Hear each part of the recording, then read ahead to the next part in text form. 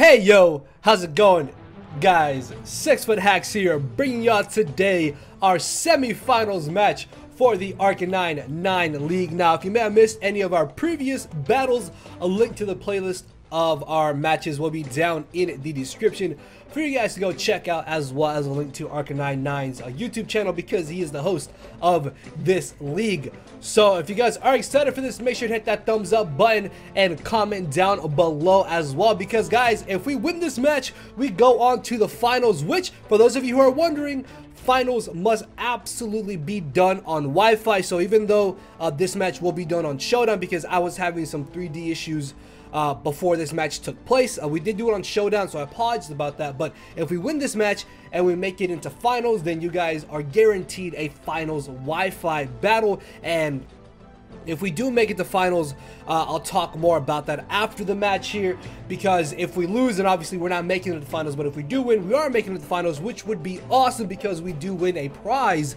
if we end up winning the entire league. So hopefully we can win that prize and maybe add another championship to our Durham Druddigons championship record here. So yeah, with that being said, let's take a look at our team matchup down below me, as you guys can see. So we are facing the Los Angeles Infernapes.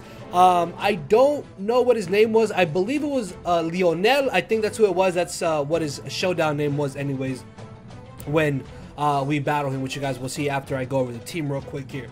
So as you can see from his team, if y'all saw our quarterfinals match, which was our round 1 of playoffs, this team is actually very similar to our first round playoffs team, which is kind of crazy, honestly, if you think about it. Like, the same exact type of team made it to the playoffs here twice, which is wild. So yeah, this matchup is actually really annoying. Honestly, this matchup is a little bit more annoying, but I still don't think this is nearly as bad as our round 1 playoffs match. Like, don't get me wrong, he does have Z Celesteela, he's got Z Infernape, and he's got Z Tapu Lele. Obviously, much like our first round playoff game, Z Infernape literally just bodies me, man. I cannot do anything to stop Infernape if it gets a Swords Dance up, because at that point it clicks Fightinium Z and potentially even Firium Z and absolutely murders something on my team.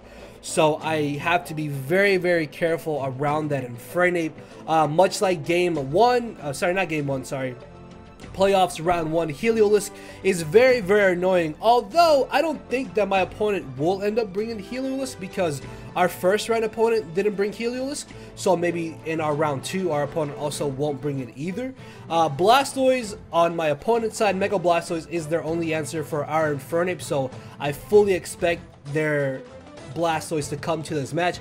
Hydreigon, I still really feel just has a terrible matchup against us, so I don't necessarily expect that too much. Nidoqueen and Deontay, I think, are the 2 best mons he can bring from his bottom 5, because they do way more than something like Frostlass, Masquerain, or the Chestnut. However, though, Frostlass and Chestnut do have spikes, so maybe he'll want to bring one of those 2 to try and hazard stack us, or he could try to bring Masquerain for potentially the webs. So I need to find some way, hopefully with this team build, to be able to deal with the hazard stacking or sticky webs as well. So a huge shouts out to my boys Harris and Shuckle King for helping me build for our semifinals match here. So with that being said, let's take a look at my first team members. So first off, we have good old Infernape here. Now, as we're in game 1, I brought Choice Banded Infernape. I figured that in this matchup, Choice Scarf is actually a lot better, literally only because of Celesteela. If it wasn't for Celesteela, I would have gladly brought Choice Banded Infernape once again and pretty much just annihilated anything I wanted to with Dual Stab or the U-turn. Now, I know it seems a little bit odd that I have Mach Punch here with a Choice Scarf, but to be honest with you guys, I think I did end up switching Mach Punch. I don't remember, like, this match was a couple weeks ago, and as I mentioned before, I'm pretty sure I lost all my teams like 2 or 3 weeks ago. So I kind of had to go back through the history of my Discord DMs and find the squads here, but everything should be up to date. But I don't think I ended up having Mach Punch. I might have put Stealth Rocks on there just because having some type of entry hazards guaranteed was going to be very, very worth it. Scarf Mach Punch was kind of nice for, I think, Heliolisk? That's like the only thing I can think of off the top of my head, because Scarf Heliolisk outspeeds Scarfed Infernapes, so I'm pretty sure I didn't have Mach Punch. But regardless though, I did definitely have Close Combat, Flare Blitz, and U-Turn. Those three moves were basically guaranteed in this matchup, because those three moves are just about like 90% of the time guaranteed on Infernape, regardless of what it's running in the match, just because momentum is great, its dual stab is great, and then you can kind of fill that fourth slot with whatever you really need it to be. But we are running max speed here just in case my opponent wants to bring a Scarfed Infernape of their own, so that maybe we can win a speed tie. And I definitely expect my opponent to bring Infernape to this match because of how terrifying it is. And much like in our first round match, I am bringing the exact same Mega Blastoise set here with the Aqua Jet to be able to get off some type of damage on the Infernapes. Obviously, my opponent does have the Tapu Lele, so if they get up the Psychic Terrain, that could be a little bit bad. So I want to try and avoid that scenario, but unless I let my opponent freely SD for free with their Infernape, then there's no way that Infernape should be able to two-shot my Mega Blastoise. And then from there, we still have Scald, and we have Roar for his other set of mons potentially. Scald and Ice Beam are able to hit everything for neutral or super effective damage, except for my opponent's Mega Blastoise, which, like, literally, this is just pretty much a mirror of my team from game 1, because even if I burn my opponent's Mega Blastoise, that just means that my Infernape is going to be able to put in a whole lot more work once their Infernape check is gone, which is basically only Mega Blastoise. So I really didn't feel like I needed some type of neutral or super effective move to hit their Mega Blastoise when I could just burn it. And then Roar is there again. Sorry to face things off, I think I already mentioned that, but yeah, Ice Beam hits the, what's it called, the Chestnut and the Hydreigon, and then Aqua Jet is there mainly for the Infernape. So our next team member here is going to be Comfey. Much like game 1, we are running a very fat Spadef bulky Comfey. Its job is here to check the Tapu Lele potentially, the Heliolisk, the Hydreigon, the Mega Blastoise, even Frostlass. Like, Spadef bulky Comfey actually deals with so much of his team, and I honestly do not whatsoever expect my opponent to want to bring Chestnut to this game. Regardless though, he could bring one of his two Spikers, which is why we do have the Defog, just because it is better to be safe than sorry. I don't want to go into this match and my opponent try to hazard stack me and me have no form of hazard removal. I think I originally was going to have Toxic, but honestly, Leech Seed and Draining Kiss can deal with just about everything. I can Draining Kiss Chestnut if it really comes down to it, so I'm not too concerned about it. And then if he doesn't bring Chestnut, then Leech Seed is basically free, and I can gain recovery on my Comfey and my Mega Blastoise, plus our other defensive mons as well. So our only offensive move is Draining Kiss, which does kind of suck against the Celesteela, but we can still Leech Seed that and maybe potentially deal with it from there. As our next team member here is going to be Nia Jax, aka our Nidoqueen, which is running a very fat, especially defensive set. I want to say he's not going to bring Heliolisk. I really want to say he's not going to bring Heliolisk, but I don't want to not have anything for it. Plus, Nidoqueen as a Stealth Rocker in this match is honestly not that bad.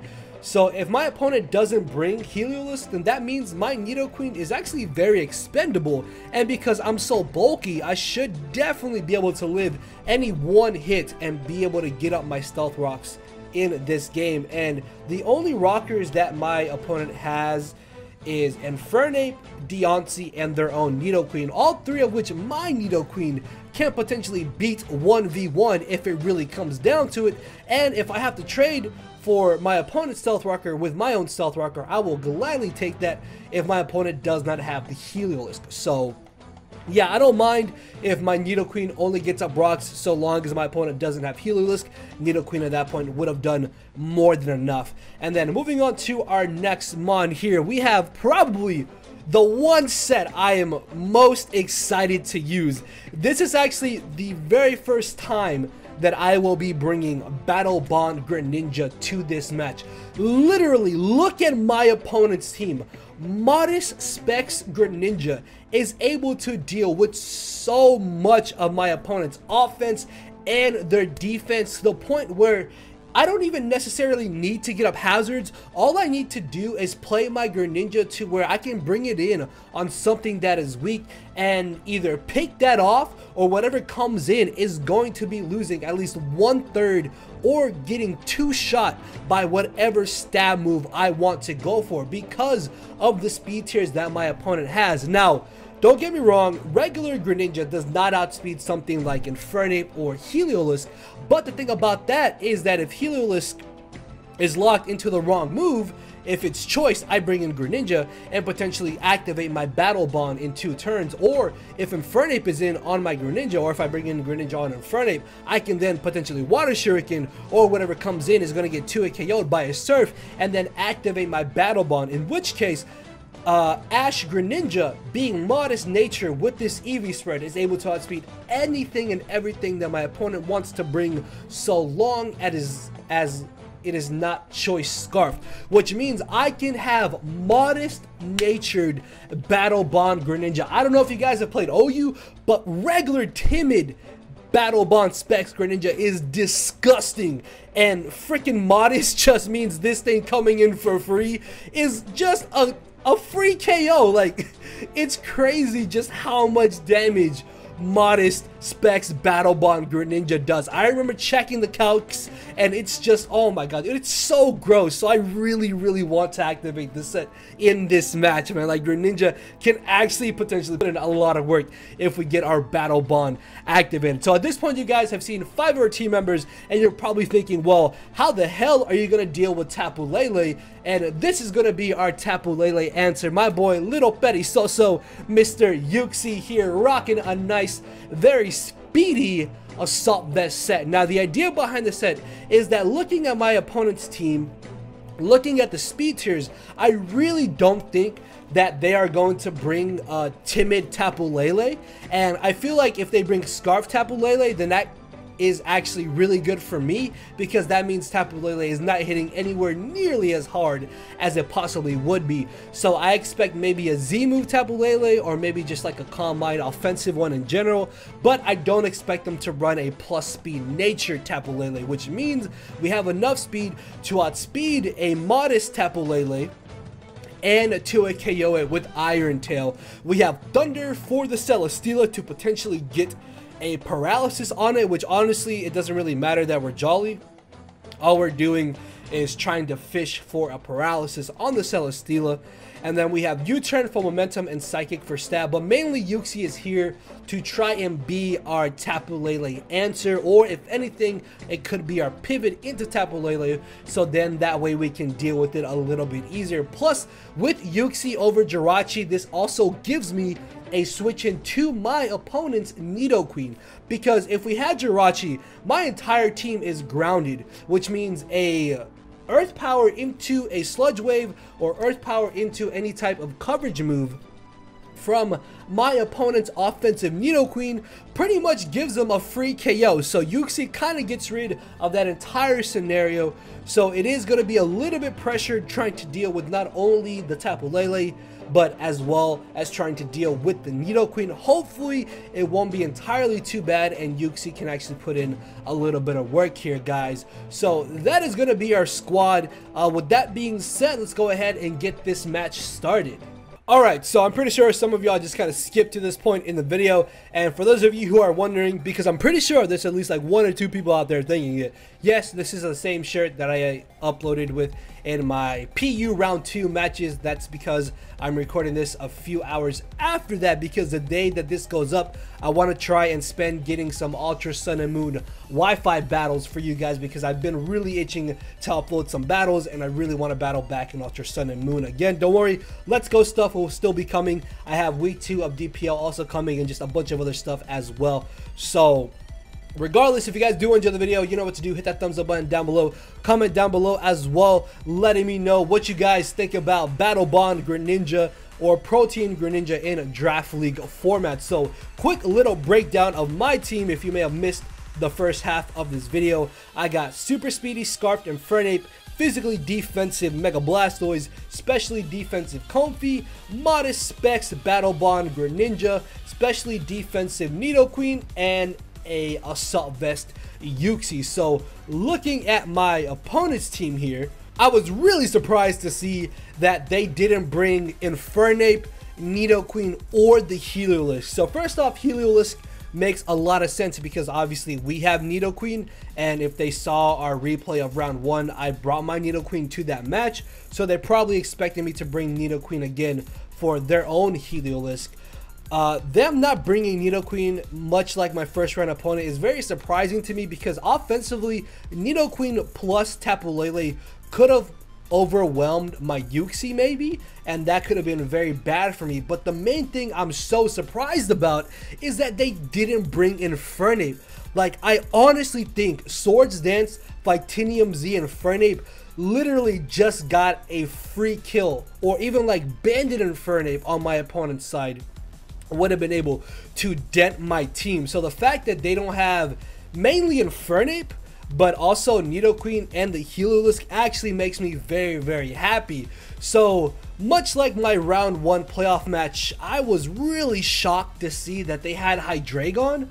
I really don't know why my first round opponent and my opponent here brought Hydreigon. Like, I really think this thing does not have a good matchup against me whatsoever, but I still need to be very careful around it, because my main answer to it is going to be my Comfey. However though, my Comfey also has to deal with Mega Blastoise and potentially their Frostlass, as well as maybe their Tapu Lele if my Uxie gets weakened. So if that is Autotomized Celesteela and I lose my Infernape, it could sweep me late game, so I have to be very careful with that. He most likely does have a Hazard stacking core between Deontay and Frostlass, so I need to also be able to deal with that. And then once their Mega Blastoise is gone, my Scarfed Infernape is going to put in so much work.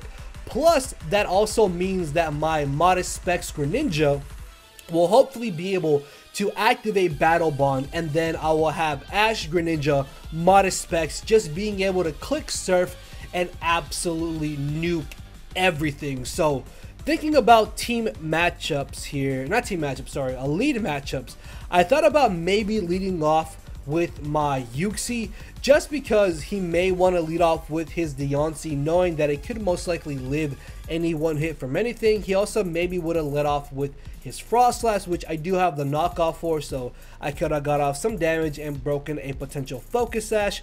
But regardless, I don't think that they're going to lead off with the Hydreigon, because I already made the error in game 1 fearing a Hydreigon lead, and my opponent didn't lead Hydreigon. So here I'm very adamant that they won't lead Hydreigon. As they do end up leading off with their Deontay, I'm going to go straight for the knockoff.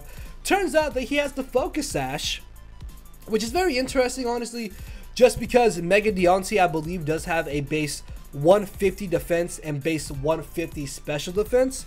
So I'm guessing they were trying to guarantee the fact that they could get up hazards turn 1, which is very understandable. But I guess in this sense, even if they had leftovers or anything, it really wouldn't have mattered, just because I do end up knocking them off regardless. And now I'm thinking that they might want to switch out, or if they do stay in, they can't go for the Earth Power. So this gives me a switch into my Nidoqueen here. Yes, he does end up getting the special attack drop, but that doesn't necessarily matter too much in the long run of this game. All I want to do is ensure that I can get on my own rocks, and then I'm going to try to bring in my Mega Blastoise. Now, because my opponent doesn't have Infernape, I feel like my Mega Blastoise is the most expendable team member that I have, and if I'm able to get rid of this Mega Deontay, that is one less fire resist that my opponent has.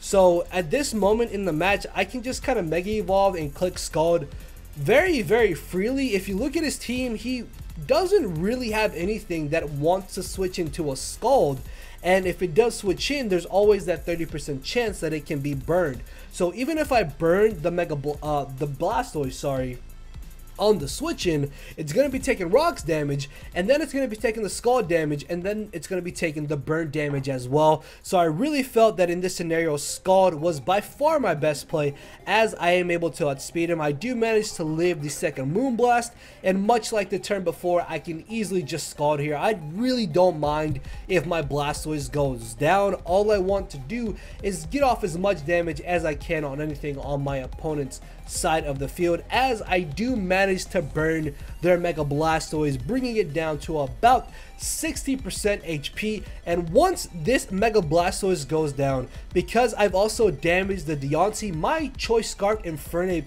can come in and just spam Flare Blitz very, very freely. So I'm gonna bring in my dedicated answer to his specially offensive mons, which is going to be my Comfey. There is no way that this Blastoise should be able to beat me 1v1, so I'm going to go for the Leech Seed as he goes for the Water Pulse. He ends up doing 42% to my Comfey, which automatically confirms to me that he is indeed a fully specially offensive Mega Blastoise. I decided to go for a double Leech Seed because I thought that he would try to switch out there, but he stayed in, which is fine, as I then will be able to recover back up to full HP.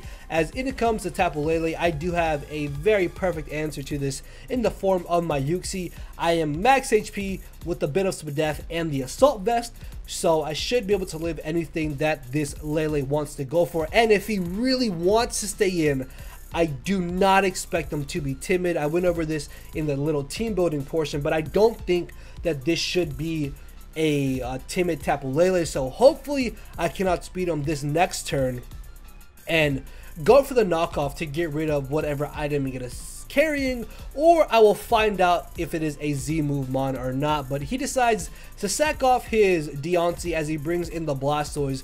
So this might have seemed like an odd play, but after looking through the match here, I'm thinking that maybe he was a more speedy variant of Mega Blastoise.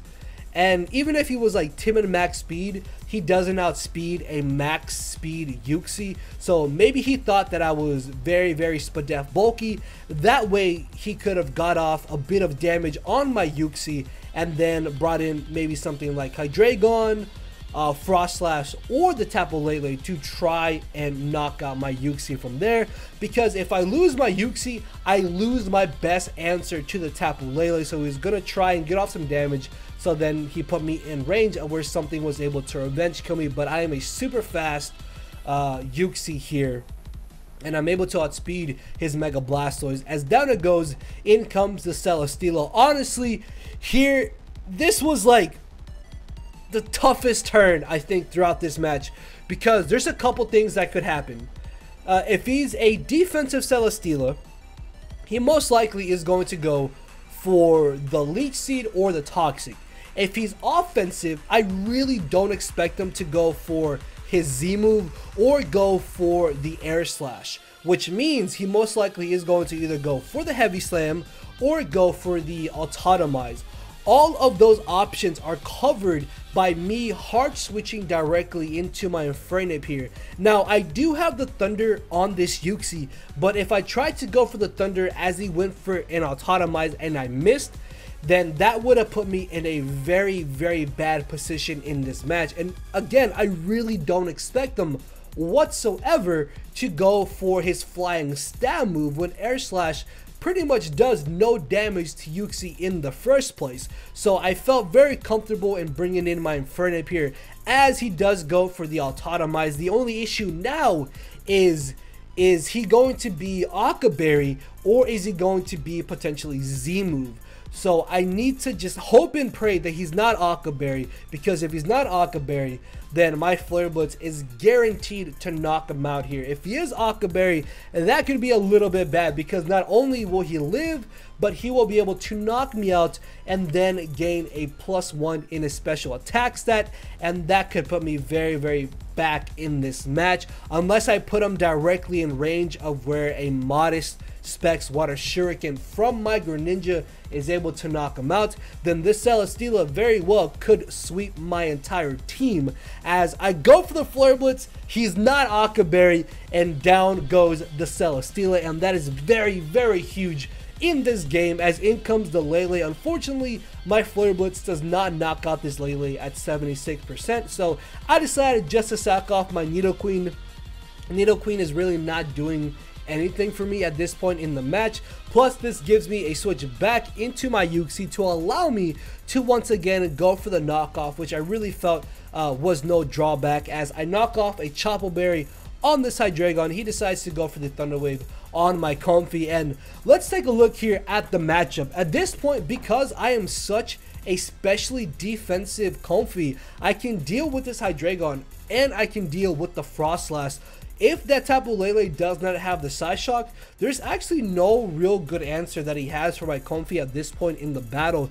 And even though, yes, Psychic Terrain does stop priority moves, it doesn't stop me from being able to have priority synthesis, which in itself is still very handy, honestly. So what I'm going to try and do here is actually go for the Leech Seed, I believe. As I get fully paralyzed, unfortunately, but it's fine, as in comes the Lele. I thought that he most likely wouldn't go for a Psyshock here because he lost his Psychic Terrain, so this allows me to go for the Leech Seed, gain back a little bit of recovery, as I do end up getting fully paralyzed once again. I think I did actually just go for the Draining Kiss there, which I don't think would have done too much damage to the incoming Frostlass anyway, so that paralysis doesn't really end up mattering at all here. As I try to Draining Kiss, in comes a Lele into rain. I can go for Draining Kiss, and I was kind of hoping here that he would go for the Moonblast, but he Psyshocks and I get fully paralyzed. So now I'm thinking I'm just gonna sack off my Comfey here. I don't think it really does anything for me, but he actually ends up switching out here, trying to double into his Frostlass. The only thing I think that he was trying to do was catch my incoming Uxie, or maybe he thought that I would try to bring in my Greninja here, which I guess does make sense. But I mean, I'm in Stealth Rock's range, so there's actually no real good reason for me to save my Comfey, even if I know that this Lele is locked potentially into Psyshock. I still felt like just kind of sacking off my Comfey was the better play I could have done. But I get fully paralyzed as he brings in the Frostlass on my Leech Seed, and I'm gonna go for the Synthesis as he goes for the Shadow Ball and gets a special defense drop. Bro, my Comfey cannot catch a break right now, but even after that Spadef drop, I'm still gonna be able to Leech Seed the Frostlass, go for the Synthesis the following turn, and be out of range of where another Shadow Ball is gonna be able to knock me out. As I go for one more Synthesis, Leech Seed is going to bring him down to about 2%, which means if I don't get fully paralyzed, my Draining Kiss is going to be able to knock him out. Down goes the Frostlass, as I believe he is going to end up bringing in his Tapu Lele here. I still have no real good reason to potentially sack my Comfey. Like, Comfey does so much for me in this battle, so I'm going to try and bring in my Uxie here, hoping that he would go for the Psyshock so that maybe I could live 2 hits, but even then it doesn't matter because my Scarfed Infernape is able to knock him out with the U-turn, and at this point the combination of my last 3 Mons are going to be enough to be able to deal with my opponent's Hydreigon. So freaking Comfey, man, Comfey put the team on its back in this last fourth of the battle here. So I definitely want to use Comfey some more in the future, because I didn't really get to use it throughout the regular season, but in the first playoff round it didn't do much, but in this match it definitely put in a whole lot of work. So very good game to Lionel and his loss, Angeles Infernapes, guys. That is going to be our semifinals match, which again, our finals match is 100% going to be on Wi-Fi. So definitely stick around to see our finals match in hopes that we not only win the league, but we win another championship and we win the prize, which I will reveal the prize in the finals match itself if we do end up winning. Well, I guess if we win or lose, either way, but you guys get what I'm trying to say. So I'm excited, man. We're in the finals now. We can win another championship, we can win a prize, and hopefully everything will go good for us. So make sure to hit that thumbs up button down below, guys. Your support is greatly appreciated. Thank you guys so much, and there will be more Wi-Fi battles coming to the channel outside of just our upcoming finals match here. So with that being said, I'll see you all tomorrow, most likely. So later, everybody.